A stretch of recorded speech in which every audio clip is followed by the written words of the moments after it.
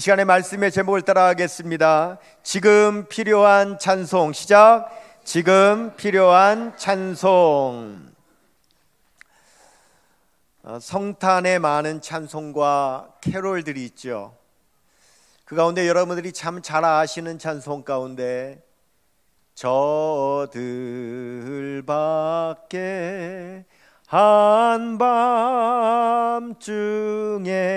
이렇게 시작되는 저들밖에 한밤중에라고 하는 그런 성탄 찬양이 있습니다. 우리가 가지고 있는 찬송가 123장의 찬송인데요. 근데 이 귀한 찬송, 정말 전 세계 사람들이 다 알고 부르는 이 찬송은 누가 작사를 했는지, 그리고 누가 작곡을 했는지 전혀 알지를 못합니다. 분명히 누군가를 작사를 했기 때문에 이 가사가 있고, 누군가를 작곡을 했기 때문에 이 곡조가 있을 것인데 아무도 알지 못합니다. 다만 우리가 알고 있는 것은 17세기에 영국에서부터 이 찬송이 불리워졌는데, 처음에 이 찬송이 불리워질 때는 라틴어로 이 찬송이 불리워진 라틴어 찬송가다라고 하는 것만 알려져 있습니다. 이 찬송가 1절 가사를 보면 저들 밖에 한밤중에 양틈에 자던 목자들, 천사들이 전하여 준 주 나신 소식 들었네, 이렇게 시작이 돼요. 그리고 후렴에 가면 그들이 전한 소식이 어떤 소식인지, 천사가 전해준 소식이 어떤 소식인지가 후렴 맨 끝에 나옵니다. 그것은 이스라엘 왕이 나셨네, 바로 이 소식을 전하는 거죠. 여러분, 이 소식은 어떤 소식인가? 누가복음 2장 10절 말씀에 보면 천사가 이르되 무서워하지 말라, 보라 내가 온 백성에게 미칠, 그 다음에요, 큰 기쁨의 좋은 소식을 너희에게 전하노라, 이렇게 말씀하고 있어요. 단순한 소식이 아니라 큰 기쁨의 좋은 소식이다. 소식에 붙일 수 있는 최상의 꾸민 말들이 다 붙어 있어요. 큰 기쁨의 좋은 소식이다. 여러분, 우리가 좋은 소식을 전할 때는요, 그 소식을 전하는 사람에게는 이미 기쁨의 소식을 전하는 감정과 그 표정, 그 억양이 담겨져 있죠. 반대로 슬픔의 소식을 전할 때에도 그 슬픔의 소식에 맞는 표정과 억양과 감정이 다 들어있는 것과 같아요. 오늘 천사들이 전하는 이 소식은 큰 기쁨의 좋은 소식이기 때문에 천사들이 이 소식을 어떻게 전했겠는가? 분명히 크게, 기쁘게 그렇게 전했을 거라는 거죠. 그래서 이 찬송가 123장 후렴 보면 이렇게 시작합니다. 노엘 노엘 노엘 노엘, 이렇게 시작하죠. 여러분이 노엘이라고 하는 말은 라틴어인데요, 이 말은 크게 기쁘게 외친다라고 하는 뜻을 가지고 있어요. 즉 노엘을 지금 4번이나 이 가사 가운데 넣어놓고 그 다음에 이스라엘 왕이 나셨도다라고 하는 건 뭐냐면, 이 천사들이 이스라엘 왕이 나셨다라고 전할 때에 노엘 했다는 거예요. 노엘 했다는 게 뭐예요? 크게 기쁘게 그렇게 외쳤다 라고 하는 바로 그 뜻을 전하려고 노엘 노엘 노엘 노엘이라고 한 거예요.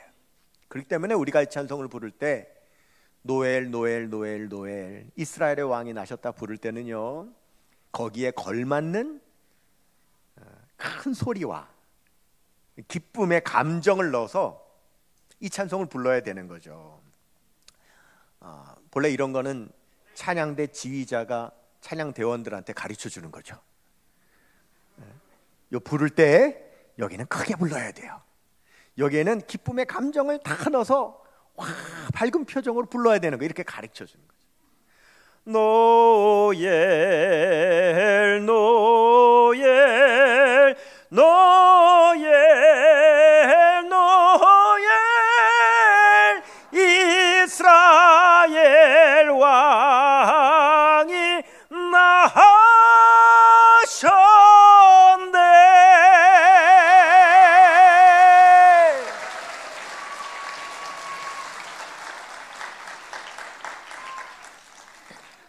음을 너무 높게 잡았어요. 이렇게 불러야 되는 거예요. 예수님께서 탄생하시던 그날 밤 천사들의 찬송은 큰 기쁨의 좋은 소식이기 때문에 근상을 찬송을 부를 때 막 온 모든 기쁨을 다해서 천사들이 그렇게 외치면서 정말 노래로 찬송한 거죠. 노래를 한 거예요. 그 내용이 뭡니까? 누가복음 2장 14절에 지극히 높은 곳에서는 하나님께 영광이요 땅에서는 하나님이 기뻐하신 사람들 중에 평화로다라고 찬양했어요. 여러분, 제가 이 찬양의 천사들이 부르는 찬양의 가사를 해석해 드릴게요. 첫째, 지극히 높은 곳에서는 하나님이 계시죠. 두 번째, 땅에는 사람들이 있죠. 그럼 세 번째, 지극히 높은 곳에 하나님 계시는 지극히 높은 곳에는 뭐가 필요합니까? 뭐가 있어야 됩니까? 하나님께 영광이 있어야 되죠. 그러면 땅에 사는 네 번째로 우리들에게는 뭐가 있어야 됩니까? 평화가 있어야 되죠. 그런데 지극히 높은 하나님께 영광이 되시는 분은 다섯 번째로 예수 그리스도시죠. 이 땅에 사람들에게 있어야 되는 평화가 있도록 주시는 분도 예수 그리스도이시죠. 바로 이 찬송을 부르는 거예요. 높은 곳에는 하나님이 계시는데 하나님께는 영광이 있고, 땅에는 사람들이 있는데 그 사람들에게는 평화가 있는데, 오늘 예수님으로 인하여 지극히 높은 곳에 계시는 하나님께 영광이 되는 것도 예수님이고, 땅에 사는 사람들에게 평화가 되시는 것도 예수님이라고 찬양하고 있는 거죠. 그런데 지극히 높은 곳에서는 하나님께 영광이 오는 아무 문제가 없어요. 왜? 여러분, 천국에 하나님의 영광이 없겠습니까? 하나님이 계시는데 당연히 영광이 있죠. 아무 문제가 없어요. 그런데 땅에는 문제가 있습니다. 땅에는 사람들에게 평화가 있어야 하는데 무조건 이 땅에 평화가 있습니까? 아니요. 도리어 지금 우리는 이 세상에 땅의 평화를 찾아보기가 너무 어려운 세상 가운데 살아가고 있다는 거죠. 그래서 천사가 찬양을 부를 때 지극히 높은 곳에서는 하나님께 영광이요 라고 할 때는 당연한 겁니다. 그러니까 가사를 좀 덧붙이면 이러한 가사인 거예요. 지극히 높은 곳에서는 당연히 하나님께 영광이요. 그런데 이 땅의 평화에는 단서가 붙어 있죠. 뭐예요? 하나님이 기뻐하신 사람들 중에 평화로다라고 하는 단서가 붙어 있어요. 누가복음 2장 14절을 다시 보시면은요, 땅에서는 하나님이 기뻐하신 사람들 중에 평화라고 하는 단서가 붙어 있습니다. 여러분, 모든 사람에게 무조건 평화가 있는 것이 아니라 하나님이 기뻐하신 사람에게만 예수님이 주시는 참 평화가 있다라고 단서를 붙이고 있어요. 그럼 하나님이 기뻐하신 사람이 누굴까요? 요한복음 3장 16절 말씀에 보면 하나님이 세상을 이처럼 사랑하사 독생자를 주셨으니가 성탄절이죠. 아멘입니까? 그렇죠. 그런데 독생자를 주셨는데 이는 그를 뭐하는 자마다 믿는 자마다 멸망치 않고 영생을 얻게 하려 하심이라. 그러니까 예수님께서 이 땅에 오셨다는 이유만으로 모든 사람이 영생을 얻는 것이 아니고 모든 사람이 멸망치 않는 것이 아니고 예수님을 믿는 자가 멸망치 않고 영생을 얻는다고 분명히 말씀하고 있기 때문에 하나님이 기뻐하시는 사람은 누구냐면 이 땅에 오신 예수 그리스도를 구주로 영접한 사람들이 하나님이 기뻐하시는 사람이고 그 하나님을 기뻐하시는 사람 중에만 바로 예수로 말미암아 참 평화가 있다라고 말씀하시는 거죠. 여러분, 이 평화는 두 가지의 개념을 우리가 알아야 되는데 첫 번째는 하나님과의 평화입니다. 우리는 죄인이기 때문에 거룩하신 하나님과 원수되었습니다. 하나님과 우리 사회에 평화가 있지 못합니다.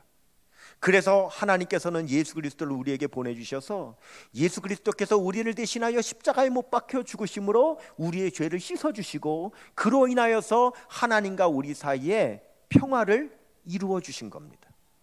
에베소서 2장 16절에 또 십자가로 이 둘을 한 몸으로 하나님과 화목하게 하려 하심이라 원수된 것을 십자가로 소멸하시고 그러셨어요. 예수님의 그 십자가만이 하나님과 우리 사이에 원수된 것을 소멸하시고 하나님과 우리 사이에 평화를 이루어 주신다는 거예요. 평화의 두 번째 개념은 사람과 사람 사이의 평화죠. 여러분, 사람과 사람 사이에는 근본적으로 담이 있습니다. 여러분들이 어떤 사람을 처음 만날 때 아무 허물 없이 그 사람을 만나지 않습니다. 우리는 무조건 사람과 사람을 만나면 무조건 담을 쌓은 상태로 사람을 만나게 되어 있습니다. 그렇죠? 우리는 누군가를 만날 때 어색하게, 서먹하게, 때로는 경계하면서 그렇게 사람을 만나는 거예요. 제가 강원도에서 목회할 때 교회 여자 성도님들이 봄이면 나무를 뜯으러 산에 많이 올라갔어요. 그 깊은 산으로 많이 들어가서 하루 종일 나무를 뜯고 내려옵니다. 그러면 제가 걱정돼서 묻죠. 권사님, 그 깊은 산 속에 들어가서 나무를 뜯으시다가 그 짐승 만나면 어떡하려고 그러세요? 그 무서운 짐승 만나면 그거 어떡하려고 그 깊은 산에 들어가세요? 그러면은요, 권사님들이 이렇게 말합니다. 목사님, 산에 들어가서요, 짐승 만나는 것보다 사람 만나는 게 더 무서워요.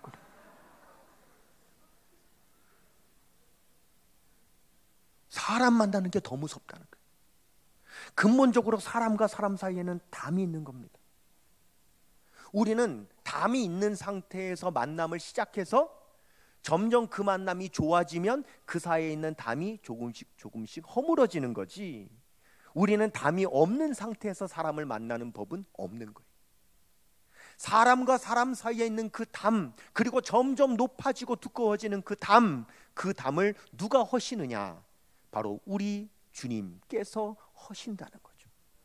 에베소서 2장 14절에 그는 우리의 화평이신지라 둘로 하나를 만드사 원수된 곳 곧 중간에 막힌 담을 자기 육체로 허시고, 예수님만이 사람과 사람 사이에 담을 허셔서 사람과 사람 사이에 평화를 이루시는 분은 오직 우리 예수 그리스도라고 말씀하고 계시는 줄로 믿습니다.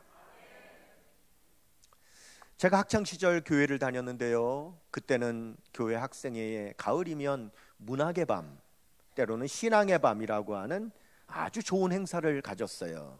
저는 지금 이 시대에 그 신앙의 밤, 문학의 밤 행사가 없어진 것이 너무 아쉬운데요, 그 가을에 교회마다 그 신앙의 밤을 하면 여러 가지 프로그램들을 하는데 마지막에 하이라이트가 선극을 합니다. 그런데 굉장히 그 당시에 유명한 인기 있는 선극이 있었습니다. 내용은 이런 거죠. 한 무리의 사람들이 배를 타고 가다가 배가 파선해서 한 무인도에 상륙하게 됩니다. 무인도에 올라와 보니 그 무인도에는 사람이 없죠. 그런데 누가 갖다 놨는지 좋은 목재를 그 섬에 잔뜩 갖다 놨어요. 이 사람들이 아무래도 이 무인도에 오래 머물 것 같아서 의논을 합니다. 우리가 아무래도 이 무인도에 오래 있을 것 같은데 여기 있는 목재를 가지고 무엇을 만들까? 어떤 사람은 땔감으로 쓰자라고 합니다. 어떤 사람은 배를 만들자고 합니다. 어떤 사람은 집을 짓자고 합니다. 어떤 사람은 가구를 만들자고 그러죠. 그런데 땔감으로 쓰자니 소모되는 것이 아깝고, 배를 만들자니 바다에 나가 어디로 가야 될지를 모르겠고, 그러니 집을 짓고 가구를 만들자라고 의견이 모아졌어요. 근데 그때 한 사람이, 그런데 여보시오, 저 멀리 섬이 보이지 않습니까? 저 멀리 한 섬이 보입니다. 보니까 멀리 섬 하나가 보여요. 이 사람이 이렇게 말합니다. 저 섬에 누가 살지 어떻게 합니까? 혹시 저 섬에 사는 사람들이 우리에게 와서 우리를 공격하고 우리를 죽이면 어떻게 합니까? 그러니 우리가 그것을 대비하여 이 목재를 가지고 섬을 둘러 담을 칩시다. 그래서 사람들이 그래, 그게 좋겠다 라고는 그 목재를 가지고 섬을 둘러 담을 쳤습니다. 그런데 얼마 후 정말 저쪽에 있는 섬에서 한 사람이 이쪽 섬으로 오는 거죠. 그 사람이 오자 이 섬의 사람들은 그를 붙잡아 결박했어요. 그리고 그에게 물었어요. 너 누구냐고. 그러자 그 사람이 말합니다. 나는 저 섬에 사는 왕자인데 나는 저 섬과 이 섬을 연결하여 다리를 놓기 위하여 지금까지 목재를 준비해 놨던 겁니다. 이제 나는 저 섬과 이 섬을 연결하여 다리를 놓기 위하여 지금 왔다고. 그런데 사람들이 믿지를 못하죠. 아니야, 거짓말이야. 이 사람은 우리를 염탐하러 온 거야. 여기에 우리가 있다는 것을 염탐하고는 다시 돌아가 저 섬에 있는 사람들에게 알려서 저 섬에 사는 군사들을 데려와 우리를 잡아가고 우리를 죽일 거야. 그러니 이 사람을 다시 돌려보내서는 안 돼. 그리고는 그 나무를 가지고 십자가를 세워 이 사람을 못 박는 겁니다. 그 왕자가 십자가에 못 박혔을 때 그 성극의 마지막 그 못 박힌 그 사람이 모든 관객들을 향하여 이렇게 말합니다. 나는 다리를 놓고자 하였는데 당신들은 담을 쌓았고, 나는 당신들을 구원하고자 하였는데 당신들은 나를 죽였습니다. 그리고 성극이 끝나는 거죠. 여러분, 예수님은 하나님과 우리 사이에 다리를 놓아 화목하게 하시기 위해서 이 땅에 오셨어요. 하나님은 저와 여러분 우리 사이에 그 막혀있는 담을 허시기 위해서 이 땅에 오셨어요. 그런데 많은 사람이 그 사실을 모르고 도리어 의심하고 왜곡하며 그 예수님을 십자가에 못 박아 죽이고 아직도 많은 사람들이 주님을 영접하지를 않고 있는 거죠. 그래서 하나님은 누구를 기뻐하시느냐? 예수 그리스도를 믿고 예수 그리스도를 구주로 영접하여 하나님의 자녀가 되므로 하나님과 우리 사이에 원수된 것이 화목하게 되고 사람과 사람 사이에 담이 허물어지는 바로 그 사람들을 하나님은 기뻐하셔서 하나님이 기뻐하신 사람들 중에 평화를 주신다고 오늘 찬송하고 있는 줄로 믿습니다.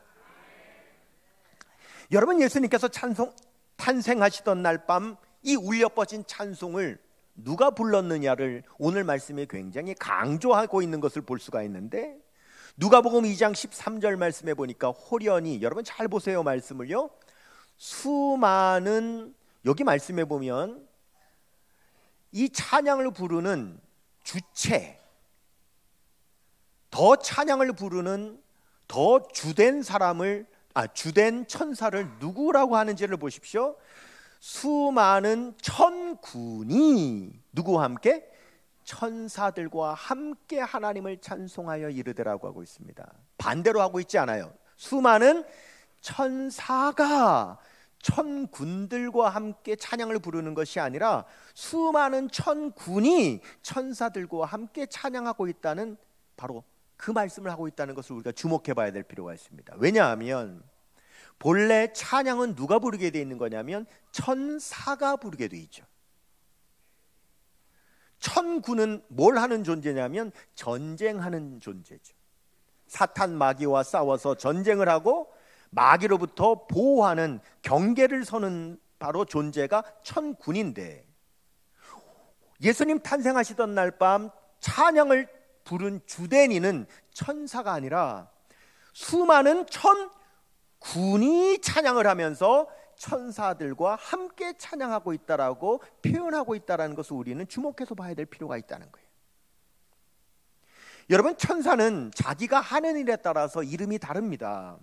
거룩한 곳을 지키는 천사를 그룹이라고 부르고, 예배를 드리는 천사를 스랍이라고 부르고, 소식을 전하는 천사를 가브리엘이라고 부르고, 악마와 싸우는 천군은 미가엘이라고 불러요. 그런데 오늘 수많은 천군이 천사들과 함께 자기의 직책과는 상관없이 모두 뭘 하고 있느냐? 우리 예수님의 탄생을 찬송하고 있다는 거예요. 여러분, 특별히 천군이 그 밤에 전쟁을 하거나 경비를 서고 있지 않고 찬송을 하고 있다라고 성경이 강조하고 있다는 사실을 우리는 알아야 됩니다. 왜 그럴까요? 여러분, 왜 천군이 그날 밤 전쟁을 하지 않은 것일까요? 왜 그날 밤 경계를 서지 않은 것일까요? 왜 천군들이 그날 밤 주도하여서 우리 예수님의 오심을 지금 찬송하고 있는 걸까요? 그 이유가 뭘까요?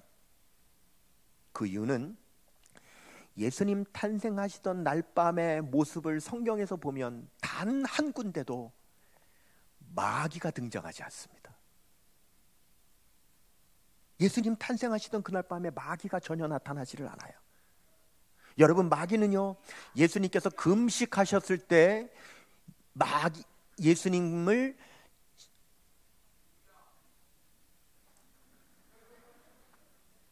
예수님께서 금식하셨을 때 예수님을 시험한 게 마귀예요.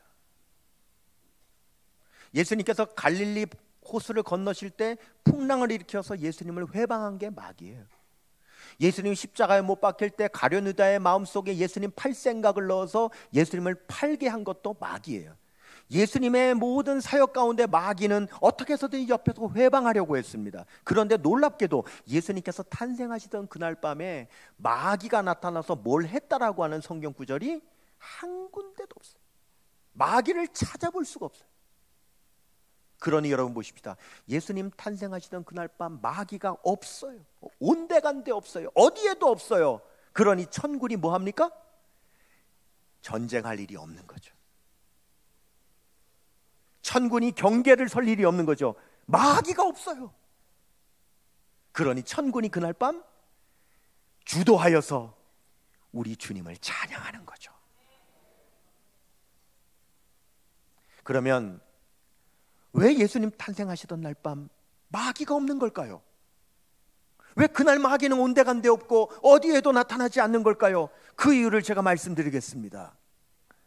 몰라요.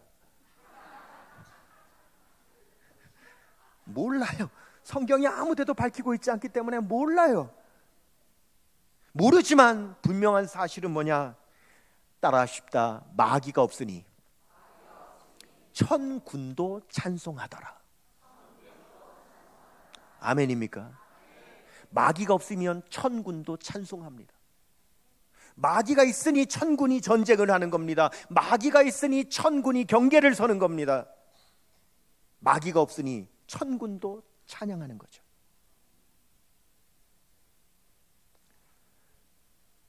예수님께서 다시 오시는 그날 마귀를 결박하여 무적행 속에 가두시면 이제 천군도 찬양하는 겁니다. 이제는 전쟁하는 사람들이 총칼을 내려놓고 우리 주님을 찬양하는 겁니다. 이제는 칼이 쓸모없어 그 칼을 두드려 곡괭이를 만들고, 이제는 창이 필요 없어 그 창을 두드려 낫을 만드는 세상이 올 것이라고 성경은 말씀하고 있는 것이죠. 예수님 탄생하시던 그날 밤 천군 천사들이 우리 주님을 찬양한 그 찬양이 바로 이 시대 우리에게 필요합니다. 지금 이 세상의 수많은 사람들이 사람과 사람 사이에 담을 쌓고 서로 총칼을 들고 전쟁하며 평화가 없는 이 세상 가운데 예수님 다시 오셔서 천군도 천사와 함께 찬양하며 적군과 아군이 없어 모든 무기를 내려놓고 우리 주님을 찬양하는 그날이 오기를 우리는 기다리며 이 성탄절을 맞이해야 될 것입니다. 참된 평화는 누가 주십니까? 오직 우리를 위하여 이 땅에 오신 예수 그리스도만이 하나님과 우리 사이의 참평화, 사람과 사람 사이의 참평화를 주심으로 우리는 평화의 왕으로 다시 오실 예수님을 기다리며 이 땅의 참평화를 위하여 기도하며 맞이하는 이 성탄절이 되시기를 주님의 이름으로 축원합니다.